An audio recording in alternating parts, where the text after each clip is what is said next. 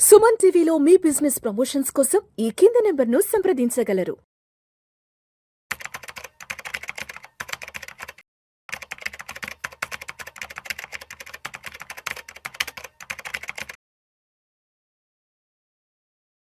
నమస్తే, welcome to Vishnu talks. నేను విష్ణు. ప్రస్తుతం నాతో పాటు సీనియర్ ఫినాన్షియల్ ప్రొఫెషనల్ గిరిబాబు గారు ఉన్నారు. సార్తో మాట్లాడదాం.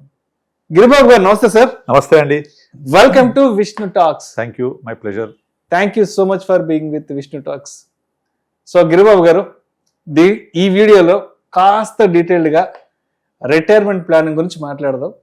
ఒక 20 years వెనక్కి వెళ్ళిపోదాం. అంటే ఒక 2004, 5, 6, ఒక 20-22 ఏళ్ళు వెనక్కి వెళ్ళిపోతాం సార్.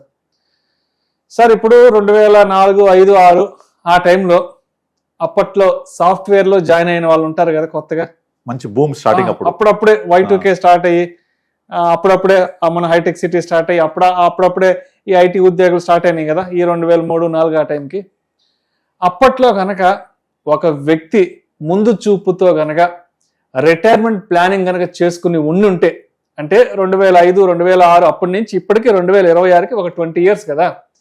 సరే, నాకు ఒక 20 years నాటికి ₹1 కోటి ఓ మంచి రిటైర్మెంట్ కార్పస్ కావాలి అని అప్పట్లో 2005-6లో కనుక ప్లాన్ చేసుకొని కనుక ఉంటే ఇప్పటికీ ₹1 కోటి వచ్చి ఉంటాయి కదా.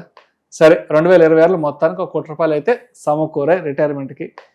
ఇప్పుడు అతని వయసు ఒక 54, 55 అనుకున్నాం కదా. సరే, ఇక్కడి నుంచి అతని లైఫ్ ఎలా ఉంటుంది? యా, వెరీ గుడ్ క్వశ్చన్ అండి.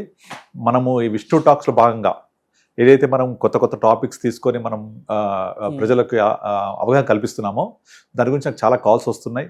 ఇవన్నీ కూడా టాపిక్స్ చాలా బెటర్గా ఉంటున్నాయి అని చెప్తున్నారు. ఎగ్జాక్ట్లీ సిమిలర్ టాపికే నేను రీసెంట్గా డిస్కస్ చేస్తున్నాను.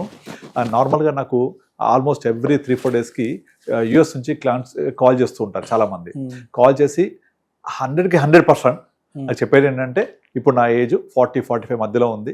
ఓ 5 to 10 yearsలో ఇండియాకి వచ్చేద్దాం అనుకుంటున్నాను. వచ్చినప్పుడు నాకు మంత్లీ ఒక 2 to 3 lakhs కావాలి టేక్ హోమ్ లాగా. నేను జాబ్ చేయకపోయినా నేను ఎంత కార్పస్ క్రియేట్ చేసుకోవాలి, ఎంత కార్పస్ బిల్డ్ చేయాలి అని అడుగుతూ ఉంటారు. ఆల్మోస్ట్ యూఎస్ నుంచి కాల్ వచ్చింది అంటే బై డిఫాల్ట్ 100% ఇదే క్వశ్చన్తో ఉంటారు వాళ్ళు. Retirement planning what next, that to after 5 or 10 years between వాళ్ళ ఏజ్ ప్రకారంగా ఇండియాకి వచ్చి సెటిల్ అవుతాము. Underline this point. అంటే దాదాపుగా ఈ 2005-10 తర్వాత వెళ్ళిన బ్యాచ్ అంతా కూడా ఇండియాకి వచ్చేద్దామని అనుకుంటున్నారు. బిఫోర్ 2005 వెళ్ళిన బ్యాచ్ ఏమో అక్కడ సెటిల్ అవుదాం అనుకుంటారు. వాళ్ళంతా ఇప్పుడు ఒక 50కి వచ్చేస్తుంటారు, సెటిల్ అయిపోతున్నారు అక్కడ.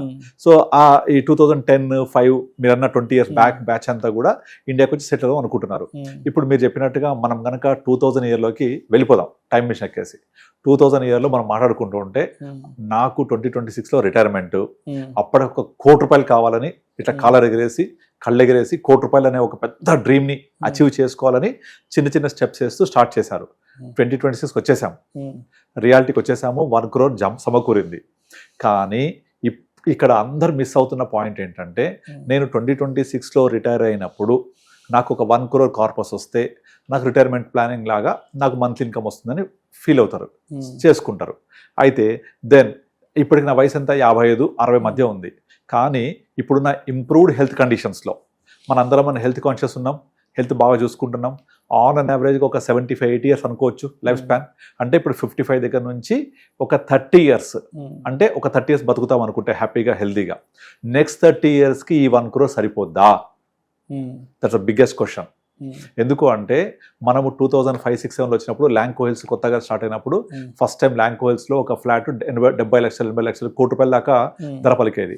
అసలు ఫ్లాట్ ₹1 కోటి అని మనందరం ముక్కులు వేరేసుకున్నాం ఫస్ట్ టైం. అప్పుడు నేను 2006-7లో యాడ్ చూసి వాళ్ళకి కాల్ చేశాను. 1 crore అంటే నాకు ఫ్యూజ్ ఎగిరిపోయింది. అంటే ₹1 కోటి అనే మాట అప్పట్లో పలకాలి అంటే కాళ్ళు చేతులు ఉనికేవి, దడ కనుక అలాంటి కరెక్ట్ చెప్పారు. అలాంటి సిచ్యువేషన్ నుంచి నేను రిటైర్ అయినప్పుడు నాకు ₹1 కోటి కావాలి ఒక కళ ఉండేది. రిటైర్ అయ్యేప్పటికి ఫర్గెట్ అబౌట్ 2007 ఫ్లాట్ 1 crore, అది అందరికీ సాధ్యమయ్యేది కాదు అప్పట్లో. ఇప్పుడు రిటైర్ అయిన తర్వాత 1 crore కావాలి అనే ప్లాన్ చేసుకుంటే, ఇలా నేను 2006 రిటైర్ అయిన తర్వాత ఇప్పుడు నాకు 1 crore చేతికి వచ్చాక నాకు నెక్స్ట్ పరిస్థితి ఏంటి? నేను ఇప్పుడు 55కి వచ్చేసాను, 1 crore వచ్చింది. నాకు మంత్లీ ఇన్కమ్ ఎంత? నాకు మంత్లీ ఇన్కమ్ ఈ 1 crore అట్ ద మోస్ట్ అనుకుంటే ఒక 8% వరకు మనం కనుక సిస్టమేటిక్ విత్డ్రాల్ ప్లాన్ కానీ డివిడెండ్ ఆప్షన్ కానీ తీసుకుంటే 8% అంటే ఆల్మోస్ట్ ఆల్ నియర్లీ ఒక అరౌండ్ 65-70,000 వస్తుంది దగ్గర పర్ మంత్. తీసుకుంటూ పోతే ఈ కార్పస్ ఎంత పెరుగుద్ది, నాకు 60లో పరిస్థితి ఏంటి, సరిపోద్ది 60,000, 70లో పరిస్థితి ఏంటి, 75లో పరిస్థితి ఏంటి, 80లో పరిస్థితి ఏంటి, సరిపోద్దా ఇది? Increased inflation, increased expenses, life style expenses, medical expenses సరిపోదు కదా. కనుక చాలామంది అట్లీస్ట్ మ్యూచువల్ ఫండ్స్ ఇన్వెస్ట్ చేసిన వాళ్ళకైనా కనీసం ఈ 1 crore ఉండి కనీసం మినిమం ఏదైనా రిక్వైర్మెంట్ సరిపోతుంది. ఇలా కాకుండా చాలా మంది పెన్షన్ పాలసీ తీసుకుంటారు, పెన్షన్ ప్లాన్స్, యాన్యుటీ ప్లాన్స్ తీసుకుంటారు. వాళ్ళ పరిస్థితి ఇంకా వర్ణాతీతం. ఎందుకు అంటే వాళ్ళు అక్కడ తీసుకునే పాలసీలు అన్నీ కూడా 6%, 600% యాన్యుటీతో స్టార్ట్ అవుతాయి. అప్పుడు ఇవాళ వాళ్ళ కార్పస్ 50 లక్షలు 60 లక్షలు వస్తే దానిపైన 6% అంటే ఏ 25,000-30,000 కూడా రాదు. సో ఆ 25,000-30,000 తోటి వాళ్ళ నెక్స్ట్ 2020 ఎలా బతికేస్తారు? దట్టు ఇక్కడ యాన్యుటీ ప్లాన్స్లో ఉండే పెద్ద డ్రాబ్యాక్ ఏంటంటే ఆ కార్పస్ అనేది అలాగే ఉంటుంది, దాని మీద కేవలం యాన్యుటీ మాత్రమే వస్తుంది, విచ్ ఇస్ ట్యాక్సబుల్, అండ్ అది ఎప్పటికీ పెరగదు, అలాగే ఫిక్స్డ్ అయి ఉంటుంది. అందుకనే యాన్యుటీ ప్లాన్స్ రూపంలో ఇన్సూరెన్స్ పాలసీ అన్ని అట్టర్ ఫ్లాప్ అవ్వడానికి కారణం అదే. నార్మల్గా మీరు చూస్తే ఇప్పుడు ఎల్ఐసి యాన్యుటీ ప్లాన్స్ అని వేరే ప్రైవేట్ కంపెనీస్ యాన్యుటీ ప్లాన్స్ ఇస్తూ ఉంటారు. ఇక పెన్షన్ అనగానే ఒక ఇన్సూరెన్స్ పాలసీ ఇచ్చేస్తారు. అందులో సార్ మీరు రిటైర్ అయ్యేప్పటికీ మీకు నెలకింత వస్తుంది, అంత వస్తుందని అప్పుడు చెప్పుకుంటారు. సో మనం ఇవాళ కనుక 2026లో 50,000 రూపాయలు వేసుకున్నా కూడా పర్ మంత్ చాలా తక్కువే కదా. ఎందుకంటే ఇన్ఫ్లేషన్ ప్రకారంగా చాలా ఎక్స్పెన్సెస్ పెరిగిపోయాయి. మరి ఇప్పుడు నేను 20 years బ్యాక్ ఉండి మీరు చెప్పిన సాఫ్ట్వేర్ ఇంజనీర్స్ బ్యాచ్ ఇవాళ రిటైర్ అయ్యి 1 crore వస్తే ఈ 1 crore ఏ మూలకు కూడా సరిపోదు. అయితే ఇది ఇప్పటి ఉన్న జనరేషన్ కనువిప్పు కావాలి, అది నా ఉద్దేశం. నార్మల్గా ఇప్పుడున్న వాళ్ళు ప్లాన్ చేసుకుంటే అట్లీస్ట్ నెక్స్ట్ 15-20 yearsకి రిటైర్ అయ్యేటట్టు అయితే వాళ్లకు కనీసము ఒక 6 to 8 crores కనీసం ఉండాలి. అండ్ దట్టు ఈ 1 crore అనేది వాళ్ళ పిల్లల పెళ్ళిళ్ళు అయిపోయి వాళ్ళ పిల్లల లైబిలిటీస్ అన్ని కంప్లీట్ అయిపోతే ఓకే, అట్లీస్ట్ ఓ 50, 60, 70 వస్తుంది. అలా కాకుండా ఇంకా పిల్లల పెళ్ళిళ్ళు కాకుండా సెటిల్ కాకుండా ఉంటే వాళ్ళ ఖర్చులు ఎవరు భరించగలుగుతారు? ఈ 1 crore తోటి దానికే అయిపోతాయి. ఇంకా రిటైర్మెంట్ ప్లానింగ్ ఎట్లా? అందుకనే ఇండియాలో అన్నిటికంటే ఘోరంగా నెగ్లెక్ట్ చేయబడిన ఏరియా ఏదో ఉంది అంటే financial planning part of retirement planning. ఎందుకంటే మేము చాలా రీసెర్చ్ కండక్ట్ చేశాము, చాలా సర్వేస్ చేశాము. అందులో మీ ప్రయారిటీస్ ఏంటంటే ఏం చెప్తారు తెలుసా? మా అబ్బాయి పెళ్ళి, మా అమ్మాయి లేదా అబ్బాయి చదువు, లేకపోతే ఇల్లు, కారు, వెకేషన్, ఇవన్నీ అయిపోయిన తర్వాత లాస్ట్కి రిటైర్మెంట్ ప్లానింగ్ వస్తుంది. కానీ ఇవన్నిటికీ లోన్స్ దొరుకుతాయి. మీరు వెకేషన్కి కూడా లోన్ దొరుకుతుంది, ఎడ్యుకేషన్ లోన్ దొరుకుతుంది, తర్వాత పెళ్లిళ్ళకి కూడా లోన్ తీసుకోవచ్చు, తక్కువ ఖర్చు చేసుకోవచ్చు. కానీ రిటైర్మెంట్ లోన్ దొరుకుతుందా? దొరకదు. మనం ఈవెన్ హోమ్ లోన్ తీసుకున్నా కూడా మీ రిటైర్మెంట్ ఏజ్కి తగ్గట్టుగానే వాళ్ళు ఈఎంఐ సెట్ చేస్తారు, టెన్యూర్ ఇస్తారు.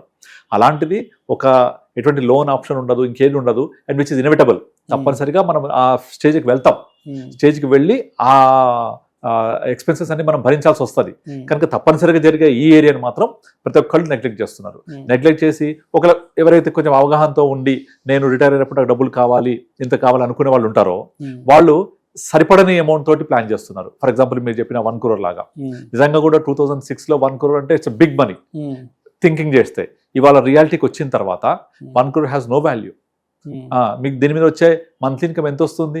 హార్డ్లీ 50-60,000 కూడా రాదు. ఇది ఒక 6-7% పెట్టుకుంటే అది ఇరోడ్ అయిపోతూ ఉంటుంది. అండ్ దట్టు మార్కెట్ వొలటాలిటీ ఉంటుంది. అలా వద్దున్న యాన్యుటీకి వెళ్తే ఎప్పటికీ పెరగదు అది. సో ఇవన్నీ ప్రాబ్లమ్స్ ఉంటాయి. కనుక ఇలా చేయొద్దు. మనం ఏం చేయాలి అంటే మన ఇన్కమ్ ఎంతైతుందో ఇప్పుడు ఆ ఇన్కమ్కి తగ్గట్టుగా ఒక 40-50 times మనం ఎక్స్పెన్సెస్ని ఎక్స్పెక్ట్ చేయొచ్చు నెక్స్ట్ 20-25 yearsలో. అందుకనే మనం ఏం చేయాలి? ఈ డబ్బుల్ని ఎఫ్డీ చేస్తే 50 times of your monthly expenses. అలాగే యూలిప్ పాలసీలో పెట్టుకుంటే ఎన్ని టైమ్స్ పెట్టుకోవాలి, అలా ఎంఎఫ్ చేస్తే కనీసం ఒక 25 times of your month expenses. ఇలా పెట్టుకొని ఆ ఎన్ని టైమ్స్ అయితే ఎక్స్పెన్స్ ఉంటుందో ఆ ప్రకారంగా కార్పస్ రీచ్ అయ్యేలాగా మనం వెళ్ళి మన కార్పస్ని కనీసం ఇవాళ నా సంవత్సరానికి నా సిటీసీ ఎంత, నా నెల ఖర్చు 50,000 అయితే దీన్ని అట్లీస్ట్ 4x to 5x వేసుకోవాలి మినిమం. ఏది నెక్స్ట్ 20 yearsలో అంటే 2.5 lakh 3 lakhs వేసుకోవాలి. ఆ 2.5-3 lakhs రావాలి అంటే ఎంత కార్పస్ ఉండాలి అది ప్లాన్ చేసుకొని దానికి ఎలా చేయాలి? Initial period of the monthly ఇన్కమ్లో తక్కువ తీసుకుంటూ ఉండాలి. అప్పుడు కార్పస్ని గ్రో అవ్వనివ్వాలి. ఎందుకంటే మీరు ఆల్రెడీ 20 years వర్క్ చేశారు, ఇన్కమ్ అయిపోయింది. ఇక ఏదైతే లాస్ట్ మిగిలింది వాల్యూ ఉందో సే 1 crore అనుకుంటే అందులోంచి ఇనీషియల్ పీరియడ్లో 30,000 40,000 తీసుకుంటూ కార్పస్ని పెరగనిచ్చి మెల్లమెల్ల స్టెప్ అప్ విడ్రాల్ ప్లాన్ చేసుకుంటూ ఉండాలి. స్టెప్ అప్ విడ్రాల్ ప్లాన్స్ అలా చేసుకుంటూ కొంతవరకు మేనేజ్ చేయొచ్చు. బట్ అలా కాదు, నాకు హెజల్ ఫ్రీ ఉండాలంటే మాత్రం తప్పనిసరిగా మీ కార్పస్ మీ ఎక్స్పెన్సెస్కి ఇంటూ కనీసం ఒక 5 to 10 times ఇప్పటి ఎక్స్పెన్సెస్కి ఉండేలాగా ప్లాన్ చేసుకొని మీకు అప్పటి ఎక్స్పెన్సెస్కి ఇన్ఫ్లేషన్ అడ్జస్ట్ చేసి తీసుకోవాలి. మనం ఇదంతా సొంతగా ప్లాన్ చేయాలంటే చాలా కష్టం అవుతుంది. కనుక ఎవరైనా ఫైనాన్షియల్ ప్లానర్స్ని కలిస్తే వాళ్ళు మీకు క్లియర్గా ఇప్పుడున్న ఎక్స్పెన్స్ ఎంత, 20 years తర్వాత మీ ఎక్స్పెన్స్ ఎంత వెళ్తాయి, 25లో ఎంత వెళ్తాయి, 30లో ఎంత వెళ్తాయి, ఇన్ఫ్లేషన్ అడ్జస్టెడ్ ఎక్స్పెన్సెస్కి అడ్జస్ట్ చేసి దాని ప్రకారంగా కార్పస్ ఎంత ఉండాలి, దాని మీద మంత్లీ ఇన్కమ్ ఎంత రావాలి, ఇవన్నీ ప్లాన్ చేసుకొని స్టెప్ బై స్టెప్ చేసుకుంటూ వెళ్ళాలి. అలా కాకుండా ఇవాళ కనుక నేను ₹1,00,00,000 సంపాదించేసి అప్పుడు రిటైర్ అయిపోతాను, హ్యాపీగా బిందాస్గా ఉంటాను అంటే అసలు వర్కౌటే కాదు. మనం ఎన్నో ఎగ్జాంపుల్ చూస్తున్నాం కదా. కనుక దీన్ని ప్రాపర్గా మనకు ఎంత కార్పస్ ఉండాలి, ఎంత మంత్లీ ఇన్కమ్ రావాలి, అది ఎలా స్టెప్ అప్ అవ్వాలి, ఎక్స్పెన్సెస్ స్టెప్ అప్ అవుతాయి కాబట్టి ఇన్కమ్ కూడా స్టెప్ అప్ అవ్వాలి, దానికోసం ఎంత లాంగ్ లాస్టింగ్ కార్పస్ ఉండాలి, ఇవన్నీ కలిపి ప్లాన్ చేసుకోవాలి. ఇలా చేసుకుంటేనే మనం అనుకునే ఈ డ్రీమ్ రిటైర్మెంట్ని ప్రాపర్గా ప్లాన్ చేసుకోవచ్చు. రైట్. సో ఏదైనా సరే రిటైర్మెంట్ ప్లానింగ్ అనేది ఎర్లీ ఏజ్లో చేసుకోవాలి, ఉద్యోగం వచ్చిన కొత్తలోనే చేసుకోవాలి, సరిపడా చేసుకుంటేనే. ఆ చేసింది కూడా వాళ్ళు నేను 50కి రిటైర్ ఎంత కావాలి, 55 ఎంత రావాలి, 60 ఎంత రావాలి, 65 ఎంత రావాలి, ఇలా స్టెప్అప్ చేసుకుంటూ వెళ్ళాలి. రిక్వైర్మెంట్ నాకు అంత వస్తుందా, దాని సరిపడా కార్పస్ ఉందా లేదా. ఇది ఎగ్జాక్ట్లీ ఇన్సూరెన్స్ పాలసీలో మిస్ అవుతుంది కాబట్టి చాలా మంది ఇన్సూరెన్స్ పాలసీ బయటకు రావాలని చెప్తుంటాను నేను. ఇప్పుడు ఈ కొన్ని పాపులర్ ఇన్సూరెన్స్ పాలసీస్ ఉన్నాయి, ఉమంగ్ అని, శాంతి అని, ఇవన్నీ ఫిక్స్డ్ యాన్యుటీ ప్లాన్స్ ఉంటాయి. అసలు నాకైతే చూస్తేనే మతిపోద్ది, అరే 20 years తర్వాత ఏం సరిపోతుందా వచ్చే డబ్బులు, ఇవాళ నేను 1,00,000 కడితే 20 yearsకి 1,00,000 వస్తుంది, ఆ 15 yearsకి 1,00,000 వస్తుంది. ఇవాళ నువ్వు 1,00,000 కట్టగలిగే కెపాసిటీ ఉంది, 15 years తర్వాత నీకు 1,00,000 వస్తుంది ఇయర్లీ, అండ్ అది అలాగే ఫిక్స్డ్ వస్తూ ఉంటుంది. ఎక్కడ సరిపోతుంది అది? సో దీంట్లో స్టెప్అప్ ఆప్షనే లేదు, ఆ కార్పస్ ఇంక్రీజే అవ్వదు. సో కనుక ఆ కార్పస్ ఇంక్రీజ్ అవ్వాలి, స్టెప్అప్ ఆప్షన్ ఉండాలి, మన ఖర్చులకు అడ్జస్ట్ అవ్వాలి, ఇవన్నీ ప్రాపర్గా ప్లాన్ చేసుకోవాలి. Thank you sir, thank you so much Giribabu. Thank you అండి.